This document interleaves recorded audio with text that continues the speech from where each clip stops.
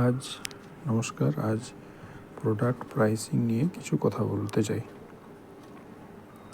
তো product pricing বলতে কি বোঝায়? প্রোডাক্ট প্রাইসিং মানে দ্রব্যের বা পণ্যের দাম। তো দাম নির্ধারণ, তো দ্রব্য বা পণ্যের দাম কিভাবে নির্ধারণ করা হয় এটি জানতে হলে তিনটি ফ্যাক্টরের উপর আমি কথা বলবো।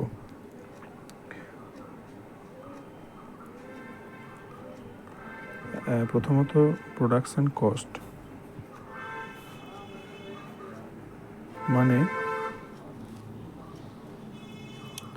প্রোডাক্টের প্রোডাকশন কস্ট কত, অ্যামাউন্ট কত, সেইটা একটা ফ্যাক্টর।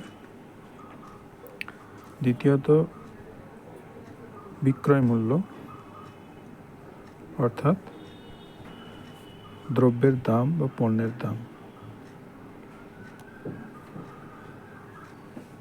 অথবা এমআরপি। তৃতীয়ত এবং লাস্ট হলো প্রোডাক্টের ভ্যালু বা মূল্য, মানে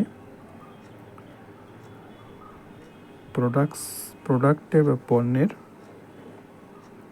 মূল্য কতটা।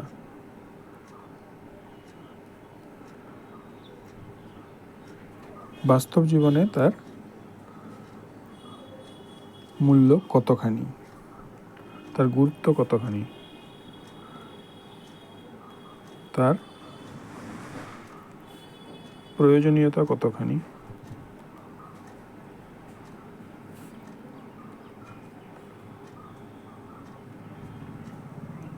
সেইটা হলো প্রোডাক্ট ভ্যালুর মধ্যে পড়ছে। তো প্রোডাকশন কস্ট, প্রথমে আবার ফিরে যাই। প্রোডাকশন কস্ট হলো সেই পণ্যের বা সেই দ্রব্যের বা সেই আইটেমের বানানোর খরচ। এখানে প্রোডাকশন বানানোর খরচ যদি 1 টাকা হয়,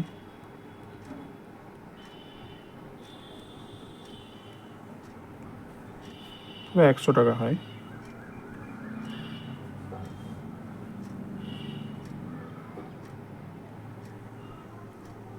তো প্রোডাক্ট প্রাইস অর্থাৎ এমআরপি,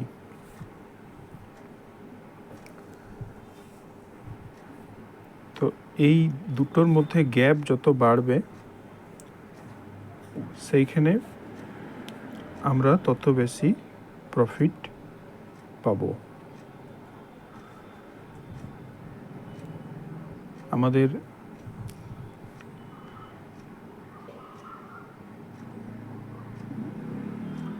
বিক্রেতাদের এই জায়গায় প্রফিট করার সুযোগ থাকে। আর আমরা কাস্টমার যখন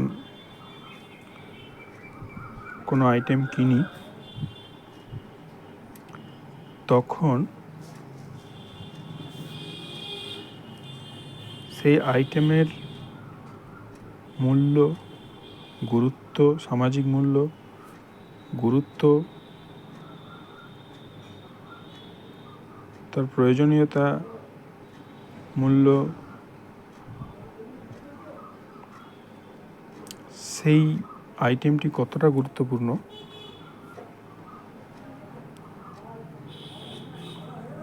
তা আমরা চিন্তা ভাবনা করে কেনার সিদ্ধান্ত নিই। তখন আমরা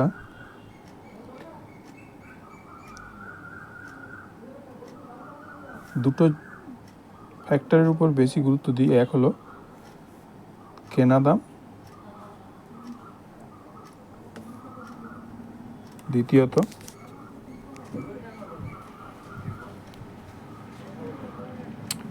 পয়সা বসুল।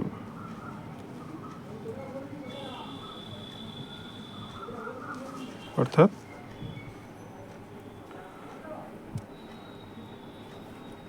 যে দাম দিয়ে কিনলাম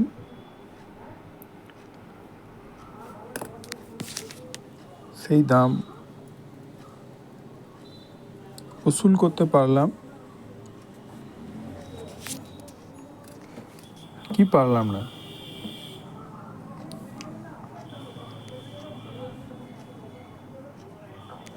সেইটা একটা বিষয় হয়ে দাঁড়ায়।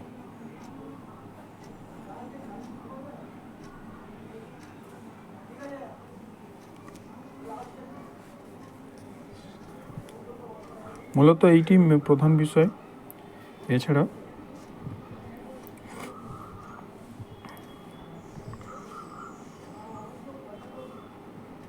আর কিছু নেই। তো বিক্রেতাদের প্রথমেই বিক্রেতাদের দক্ষতার হিসাবে এই গ্যাপ যত বাড়বে বিক্রেতার লাভ তত বেশি হবে, আর ক্রেতার এই গ্যাপ যত বাড়বে ক্রেতা তত লাভবান হবে।